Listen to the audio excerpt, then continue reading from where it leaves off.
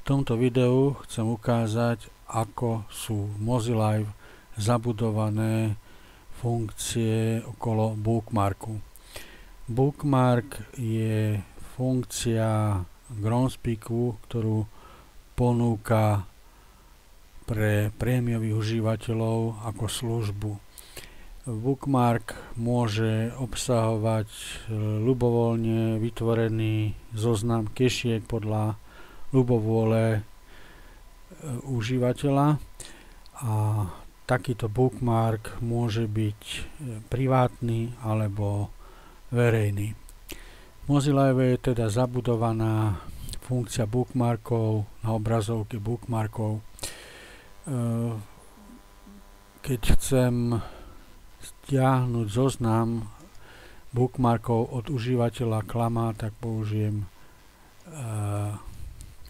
funkciu na stiahnutie. Vidím, že mám na webe k dispozícii jediný bookmark s keškami, kde mám poznamenané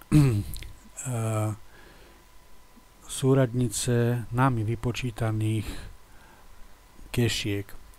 Tento zoznam som vytvoril zámerne s chybami, aby som poukázal na to, že je možné vytvoriť duplicitné záznamy. Takže napríklad tu z tohto je vidieť, že podľa Groundspeaku je tam 76 záznamov, ale v skutočnosti je len 63 jedinečných týchto záznamov. Takže Mozilla ináč kontroluje a nedovolí uložiť duplicitu, ale mohlo by sa to snáď stať cez ručné zadávanie alebo tak nejak. Pri nahrávaní programu alebo tejto obrazovky sa nahrali všetky niky, ktoré sú v tomto počítači k dispozícii. Rýchlejšie ako kým to ja takto nájdem je, keď to napíšem, tak napríklad užívateľ Rikitan, viem, že má veľa bookmarkov a veľmi zaujímavých, napríklad nočné kešky alebo slovenské kopčeky. Tieto kešky sú súčasne aj spracované v štatistikách ako puzzle. Jednoducho, keď chcem preniesť do svojho bookmarku nejaké kešky z iných bookmarkov, môžem to urobiť tak, že prenesiem tie kešky do svojho počítača cez funkciu, že ich označím cez Ctrl+A a vybrané pošlem na hlavnú stránku. Teraz dajme tomu, chcem vytvoriť nový bookmark, do ktorého by som si chcel dať slovenské kopčeky a aj nočné kešky.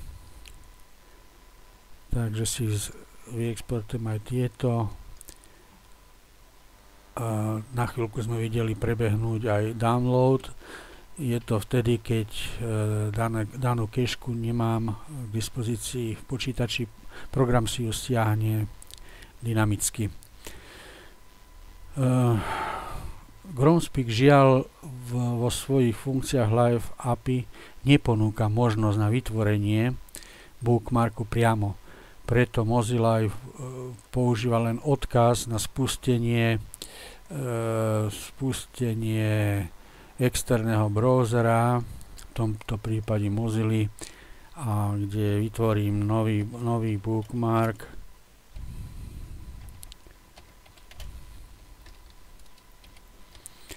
Ktorý si nazvem, alebo takto zaujímavé.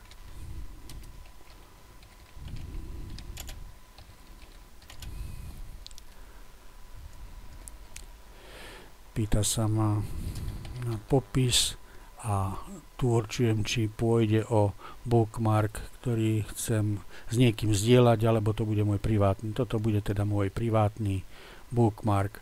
Tento bookmark už existuje na webe, ale zatiaľ môj počítač o ňom nič nevie. Na to, aby som sa môj počítač o tom dozvedel, musím si dať stiahnuť znova informácie z webu. Áno, takže som si stiahol zoznam kešiek z webu. Vidím, že existuje bookmark zaujímavé kešky, ktorý je zatiaľ prázdny. Tento prázdny zoznam chcel naplniť tak, že teda označím všetky a nechám označené kešky vyexportovať ako bookmark. Takže bolo zaznamenaných a v tomto bookmarku mám teraz už 48 kešiek s zaujímavým obsahom.